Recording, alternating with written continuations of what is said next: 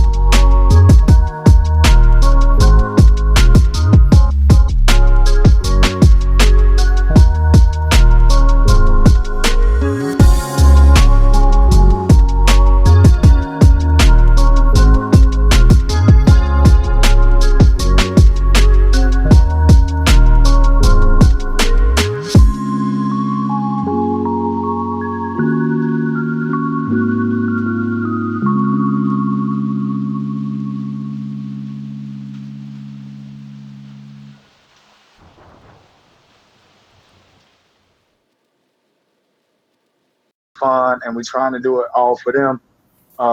But shout out to the parents and the kids that came through today, and it was huge. We had a great time. But right now, as you can see, the topic: mental toughness.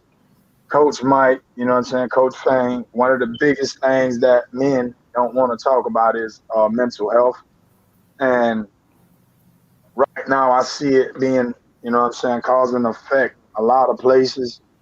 So I want to get you guys' viewpoint on, you know what I'm saying, the mental, you know what I'm saying, mental health right now. Coach Mike. Right. Well, the mental health, man, it's tough. I like to transition words and change words around, man. So I call it mental wealth.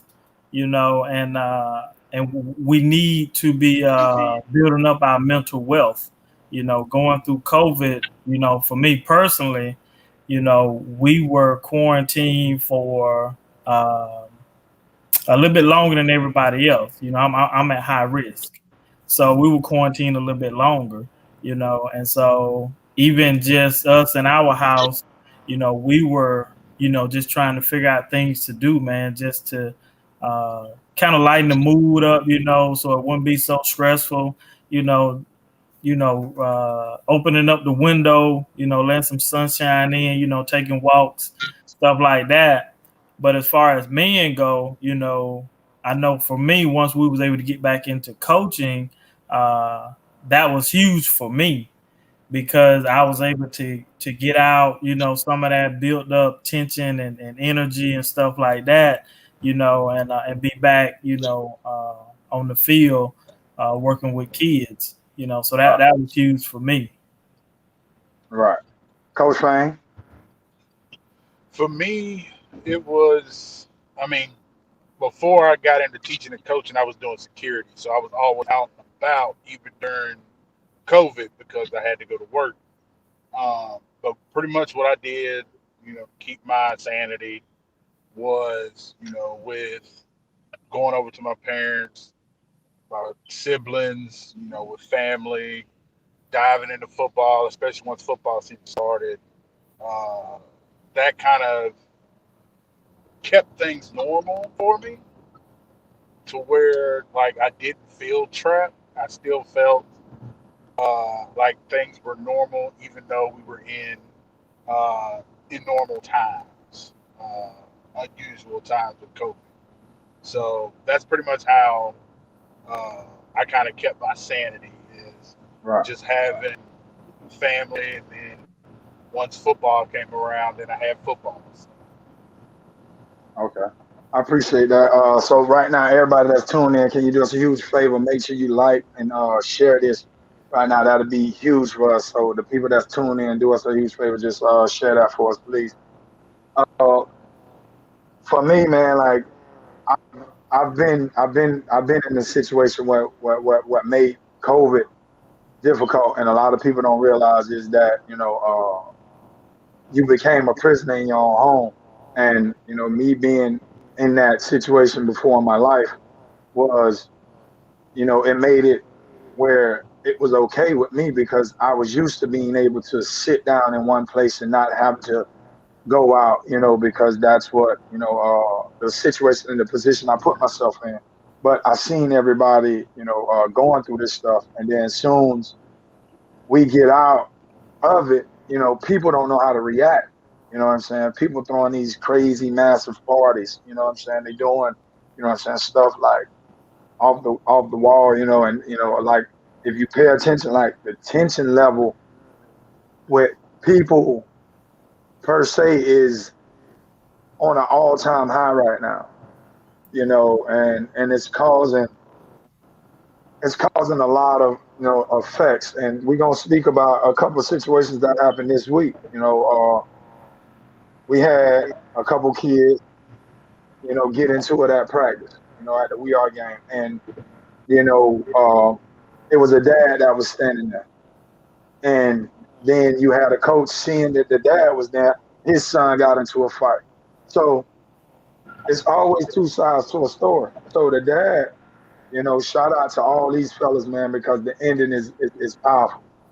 So the dad did what a real dad should do. The dad said, you know what? I'm gonna let the coaches coach. I'm not coaching right now. So if I run out on the field and I stop my son from doing the dumb stuff he's doing, because I know what I'm gonna do when I get to him when I get home. You feel what I'm saying? Then I'm stepping on the coach's toes. So I'm like, okay.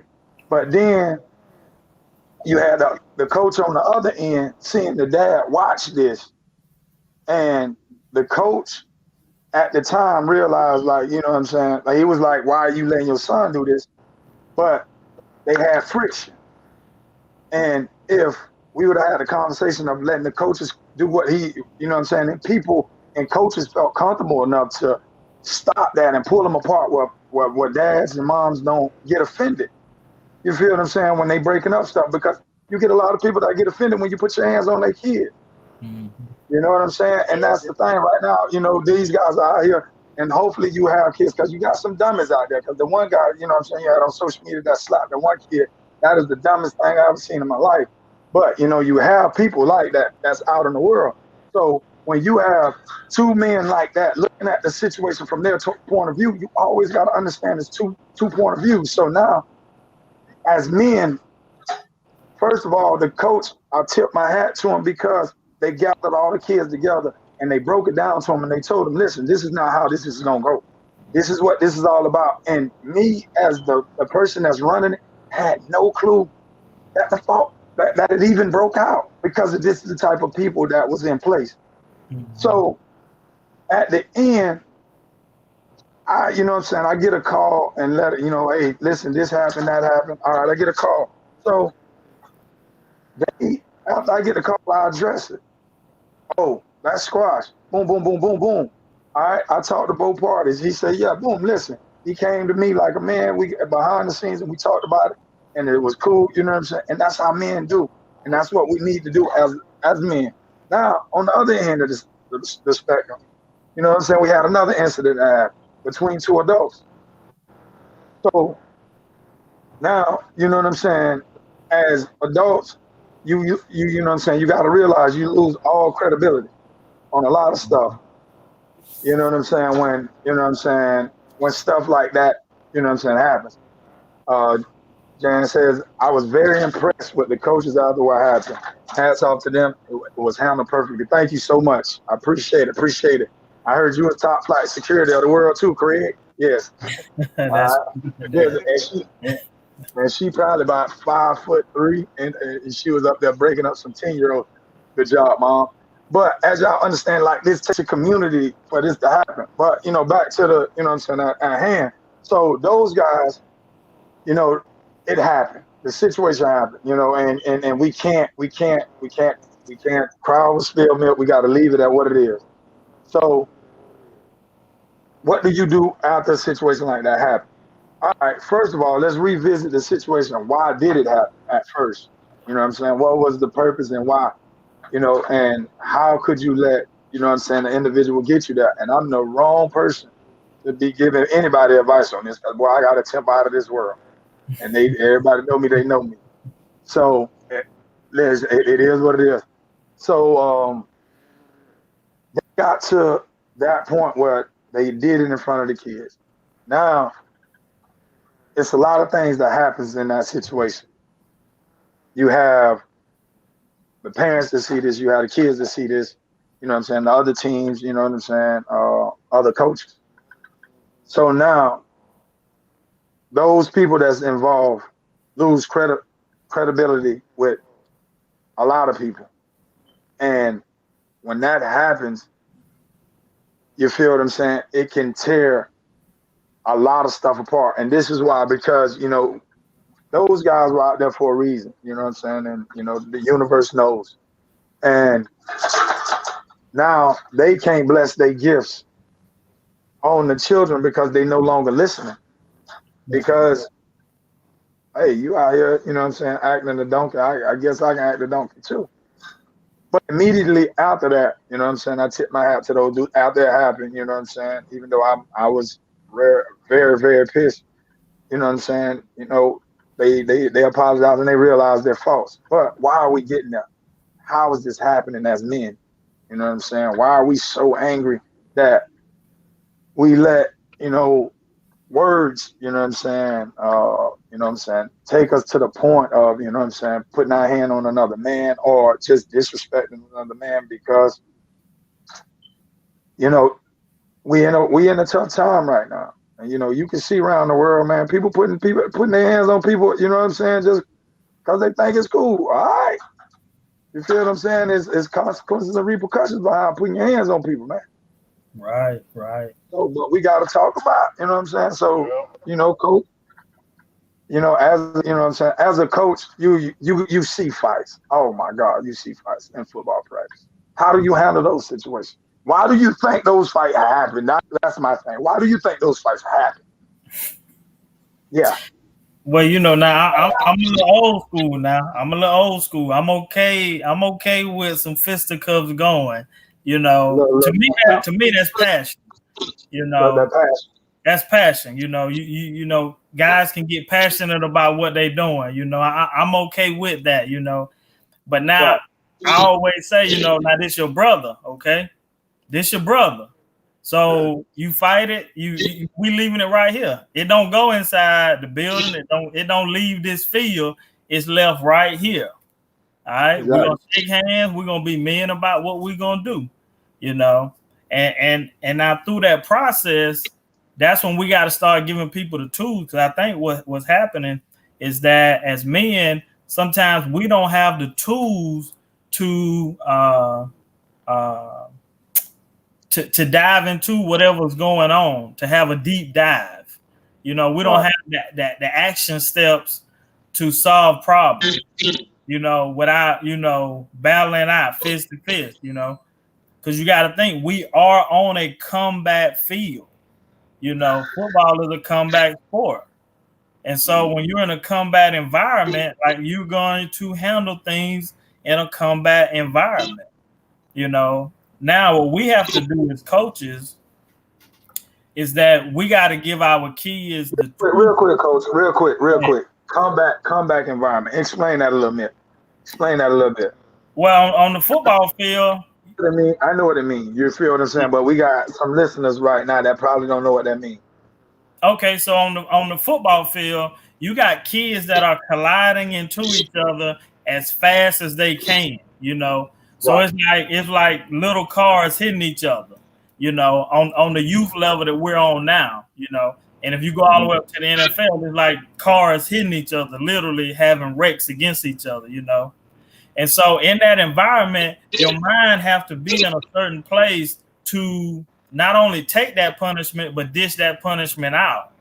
And so anything that comes into your space that doesn't fit your plan, then you got to do what's necessary, you know, while you're in that situation. And many times, you know, people are not thinking, you know, oh, you know, this is my teammate or this so and so, especially if you've been jawing, if they've been jawing against each other all day, and now they get out here on this football field, and then that's when we have the fisticuffs going, you know. But like I said, I'm still old school. I'm okay with that, you know. That's passion to me. But then we're gonna give each other, as a coach, I got to give my kids the necessary tools to let them know that this stay right here. Then I have to explain to them, now if you're not in this type of environment, now you got to use your words to explain to people, you know, and that don't mean that I got to raise my voice all the time. That just means I need to articulate myself in a way that, you know, this is my position. But let me ask you this real quick, coach. Real quick. How many coaches, like, honestly, you think teaching that? You catching my drift? Because you understand, like, and this is the thing, because I'm gonna put myself in position. Like, I had Hall of Famer coaches, but what you just put in the context, nobody's ever done that to me. Like, I just realized, like, listen, because, you know, I've been an aggressor my whole life because of the sport I played. You feel what I'm saying? Like, I played this sport for a long time, but nobody's came to me and told me, listen, you got to know when to turn this off. Right. How do we get kids to that point where they know when to turn it off? Because you have some kids. You have some kids with some attitudes. Right, but attitudes are not a bad thing, man. Now you listen. Now you can deal with a Jack. Yeah, attitudes are not attitudes ain't bad, man. I'm telling you, on the football field. On the football field. Now, when we step off that football field as a coach, and I've coached some of the toughest kids out there. As a coach, my job is to give you those tools so you can think and talk your way through situations, you know, and then you can understand, you know, when you're making decisions. So I always tell my kids this: if you make a decision, understand this, you're going to get a reward from it. I don't call them consequences and repercussions. I call them rewards.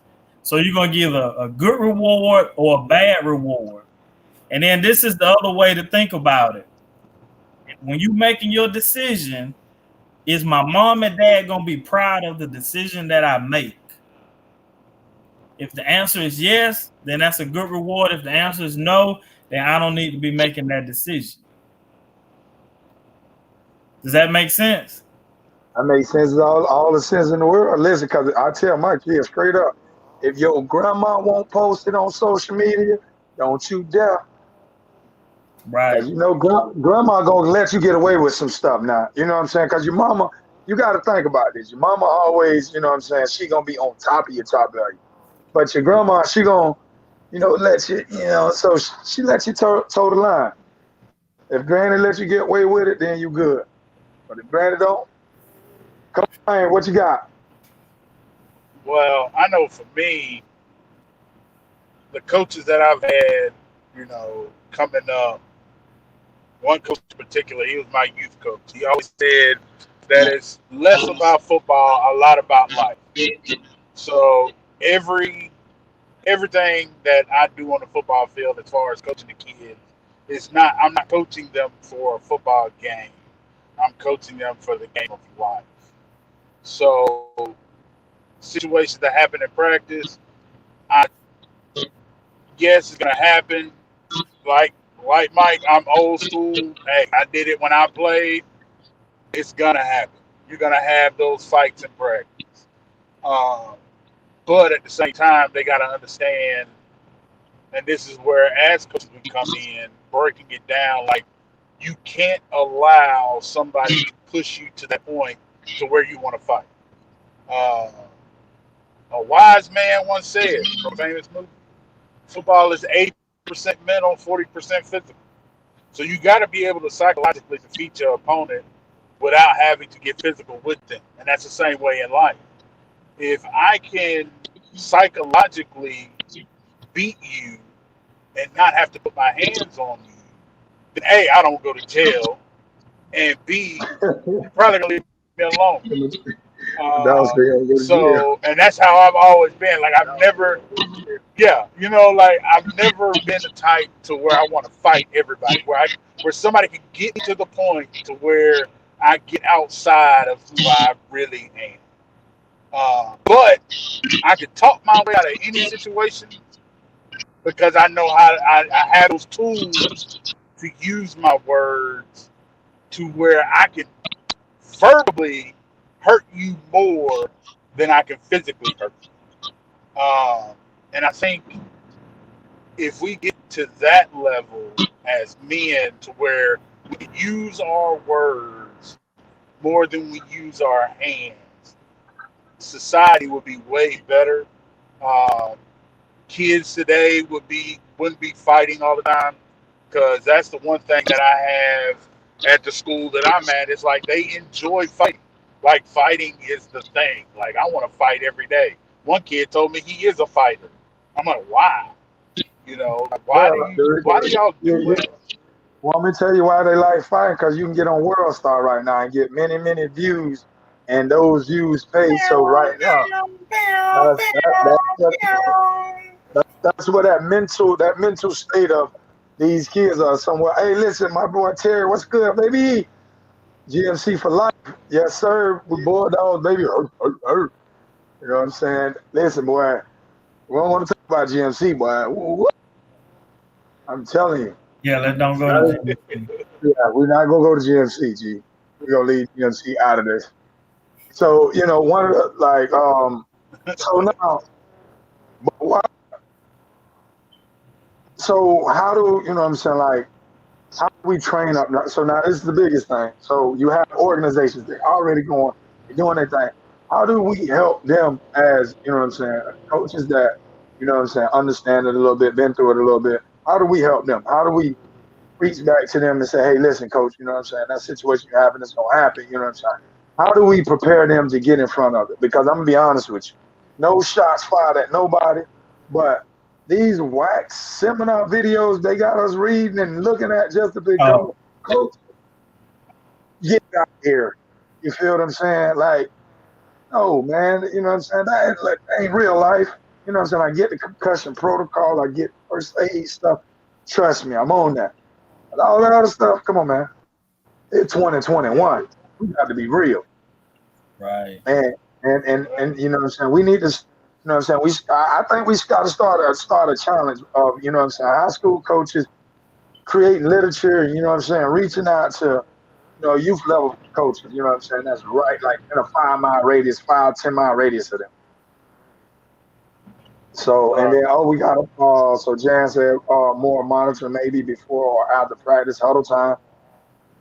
Elaborate a little more on that, you know what I'm saying, if you don't mind, on that question right there. So, but it's one of those deals where we have to sit up here and step back and realize the more we help the guy up underneath us, the better we become. And Right. we're in a society right now of a lot of people that. Go ahead, Coach. What you got? Well, I mean, like going back talking to youth coaches, I did that, up in Tennessee where I'm from. And I think part of it is this mentality that you have to win all the time, no Well, matter what. If the you don't society we win, in. then you're feeling some type of way. Right, I get that it's the society, but at the same time, if you're looking at explaining life situations through football, you're gonna win some, you're gonna lose some. You're gonna get the job, you're not gonna get this job. But how are you going to Yep. react? And you watch some coaches who lose, and their reaction isn't what it would be if they didn't get hired for a job. You know what I'm saying? Like they how can I say They they pretty much they turn into a completely different person. they You tell it. know, and Well, right, they wanna blow something up if they lose a game. But you don't want to blow something up when you don't get lose the hired for job. that job that you interviewed for. Right. Nah, So if we get I didn't back want to start. to the mentality of teaching these kids the values of life through football. Yes, you're gonna have a turnover. Yes, you're gonna score a touchdown. Yes, you're gonna win the game. Yes, you're gonna lose the game. But it's all about how you react to these situations. And if coaches react a certain way to certain, because I know in my younger days when I first started coaching, if a kid fumbled the football innocent, I'm blowing my lid. That's like my it's almost like DEFCON 5 with me. But now I realize that everything is a life lesson when it comes to football. So Right. I don't Right, react right, that way anymore with that. So now I react with, well, why did you do this? What made you do this? I ask the who, what, when, where, why, and how questions because I want the kids to start thinking about those decisions that they make. So, like, if my quarterback throws an interception, I'm going to ask him, why did you make that throw? And if he tells me straight up, like, Coach, this is what I saw, I made this decision, okay, I'm cool with it. But if you just say, I don't know, okay, that's not going to help you in life. You ain't going to be able to survive with, I don't know. You got to know why you did something. And if we get coaches to start implementing that more with their teams, I think that will help out more in society. I appreciate it, Coach. Coach Mike, listen, man, we talked about it, and I'm gonna let you go ahead and make sure you leave us off because we finna wrap this thing up. Leave us off with a word of wisdom. You told us you was gonna go ahead and take heed of that, so go ahead and break us off, Reverend Mike Allison. I don't know All about right, the Pastor reverend part. Patterson.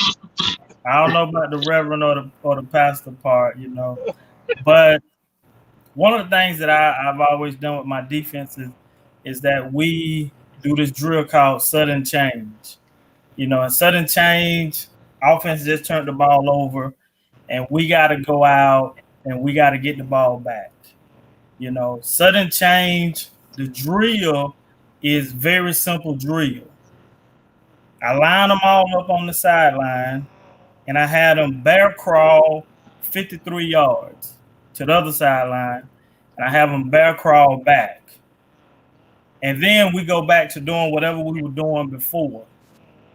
But the reason for the drill is that something happened that we could not control, but how we take the field and the effort we put into it, we can control that. And then during this drill, during the week, I talk to the players about that. But I've given it to them into a life. Like something happened in life that you could not control. It was out of your hands. That's called sudden change. And now you have to be able to control what you can control, and that's how you're going to react to it, your attitude towards it, the effort that you're going to put in towards it. So like Coach Fain said, I lost that job. Okay, so now let me go find another one. Not let me go play the video game, and let me go find another job. Or something happened over here that I could not control. Okay, now how am I going to react to it? Sudden change. So I relate a lot of the stuff that I coach upon on the field is able to my players able to take it into everyday life as well. So that's what I want to leave you guys with today, man. Sudden change, it's out of your control. COVID, we couldn't stop it. Coronavirus, out of our control. But our attitude towards it, that's what we can control. Control the things that you can control. And not saying life's gonna be easy, but it will be a little bit easier. And if you are somebody that is dealing with mental health issues, mental wealth issues, please, please, please find somebody in your circle, find somebody that you can talk to. Find somebody you can talk to. If you are a veteran, or you know a veteran with mental issues, have them call 1-800-273-8255, press number 1. Once again, that's 1-800-273-8255 and press number 1. And that's my message for this week, Sudden Change. So I appreciate you, big dog. Sudden Change. We own it this week. Make sure you stay on top of it. Listen, I have had 1 week. I'm tired, boss. I got to get ready for flag football in the morning. You know what I'm saying? I got to get me a little bit of rest, a little shut eye. So I appreciate you fellas tuning in. Everybody that's locked in right now, please like, share. You know what I'm saying? Make sure you follow us. Coach Fain, thank you for tuning in, man. Thank you for coming on. We really appreciate it, Coach Mike. We do what we do. We'll be back at it next week. All right. Train.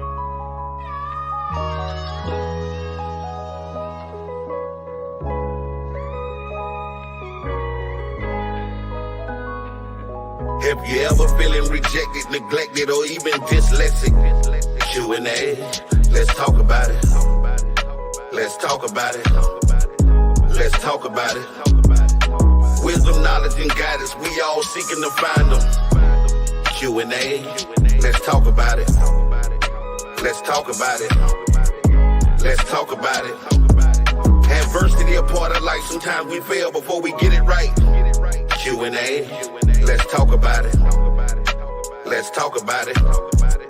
Let's talk about it. No one is above the other. As brothers, we must uplift each other. Q&A, let's talk about it. Let's talk about it. Let's talk about it. Yeah.